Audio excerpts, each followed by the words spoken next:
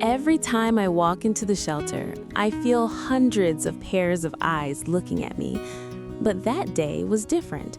That dog sitting in the last kennel was looking at me as if he'd been waiting for me. And I didn't know yet that this look would completely change my life. Hey, I'm Maya. I've been volunteering at the local shelter for about 3 years now. At first, I just came to walk dogs, but then I realized these dogs deserved so much more. Every first Saturday of the month, I go to the shelter and try to give them a chance by sharing their days on social media. Even if some can't be adopted, at least they can find a foster family or a rescue organization. These small efforts mean the world to them. I've witnessed how one simple share can transform a dog's entire future. That Saturday morning when I arrived at the shelter, I filled out the form while drinking my coffee as usual. "Good morning, Maya. Have you picked anyone for a burrow break today?" said Sarah, the shelter worker. Burrow break is a program where we take dogs out of the shelter for a few hours to spend time outside, away from the kennels, just letting them be normal dogs. "Haven't looked yet, but I'm going on a tour now," I said, and walked toward the corridors.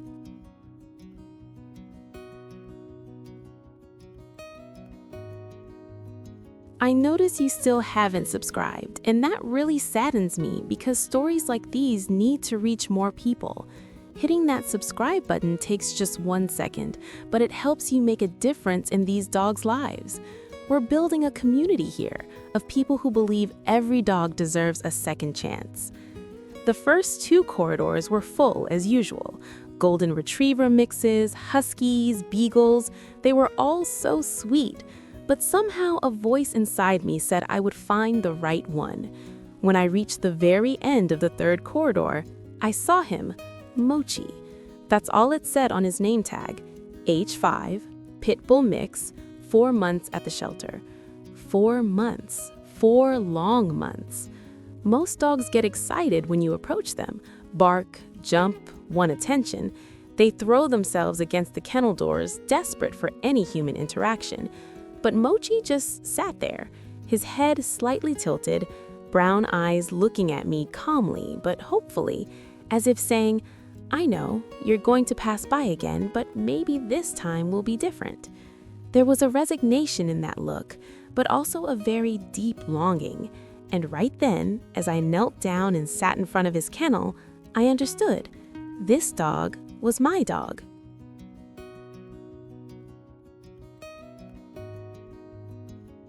"I can take Mochi for a burrow break," I said, turning to Sarah. "Great choice. He's really such a sweet dog, but for some reason, nobody gives him a second look," she said with a sad expression. I put on his leash, and when we walked out the shelter door, I saw Mochi's transformation. He perked up his ears, his tail started wagging slightly. He didn't hesitate to get in the car. It was like watching a flower bloom after a long winter. I took him to the park. He ran on the grass, gently greeted other dogs, sniffed every tree as if he was having the best day of his life. He played with a tennis ball, bringing it back with such joy. But what really caught my attention was that smile I saw on his face. Yes, dogs smile, and Mochi smiled so happily that day that my heart ached. "You deserve this every day," I said, hugging him. And right there, I knew I couldn't take him back. 3 hours later, when I took him back to the shelter, he didn't want to go into his kennel. He resisted, planted his feet, looked at me in a way that almost made me cry. "Okay," I said to Sarah, "I'm taking him home." Sarah's face lit up. "Are you fostering?" she said. "No," I said decisively. "I'm adopting." I filled out the paperwork right then and there, my hands shaking with excitement.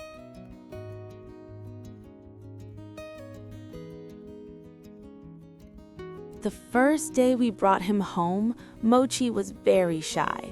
He was smelling everything, flinching at every sound. But the second day, everything changed. As if someone had turned a key, his true personality emerged. And that personality was complete madness.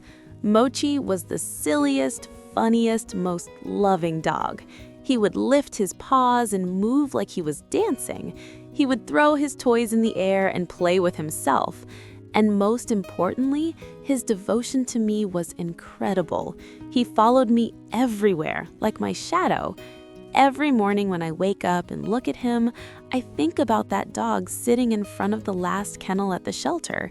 And now, seeing this happy creature here, sleeping in my bed under his blanket, my heart fills with joy. But there's something else. Since I adopted Mochi, I've been doing much more advocacy for pit bulls and bully breeds at the shelter, because I've seen that these dogs are very different from the image the media creates. They're not monsters, they're loyal, loving companions who've been misunderstood. People hear pit bull and they get scared. They say things like they're dangerous, aggressive, bad with children. But you know who Mochi's best friend is? Lily, the neighbor's 4-year-old daughter. The moment Lily sees Mochi, she comes running, and Mochi just lies down and doesn't move until Lily reads him a book. He lets her use him as a pillow, dress him up, whatever makes her happy. The only thing these dogs need is someone who gives them a chance. Love, patience, time. When you give them these things, they give you back 10 times more.